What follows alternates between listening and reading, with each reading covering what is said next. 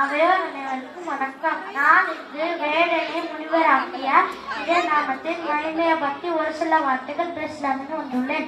ஒரு நாதர் காட்டுகளிலே நடந்து சென்றிருந்தார். அப்போது ஒரு திருடன் அவரை வழிமறித்து பணம், பொருள் ஆகியவற்றை கொடுத்து விடுமாறு மிரட்டினார்.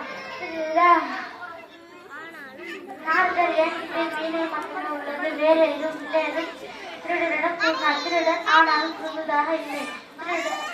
நாரதர் திருடரிடம் இருந்து தப்பிக்க பேசிக்கொண்டு எத்தனை நாளாக இந்த தொழிலை செய்கிறார், யாருக்காக இந்த தொழில் செய்கிறார், உனக்கு தவறாக தெரியவில்லையே, நான் மனைவி மக்களுக்காக இந்த தொழிலை செய்கிறேன் என்று திருடரிடம் கூறினார்.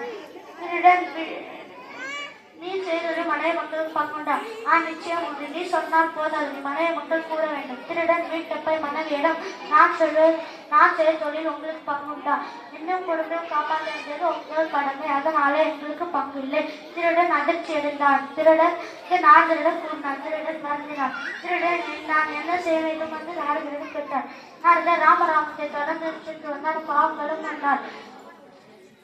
திருடன் ராமராமத்தை பல காலம் சென்று வந்தார். ஒரு முனிவர் அவரை கூட்ட முடியாது. ஒரு முனிவராக மாறினார். வால்மீகியாக அழைக்கப்பட்டார். ஒரு கொலையாளி, ஒரு கொள்ளைக்காரனாக இருந்தவர் ரத்ராகரன் ராமராமன் இடைவிடாத ராமராமன் ஜபத்தால் ஒரு முனிவராக மாறினார். நன்றி, வணக்கம்.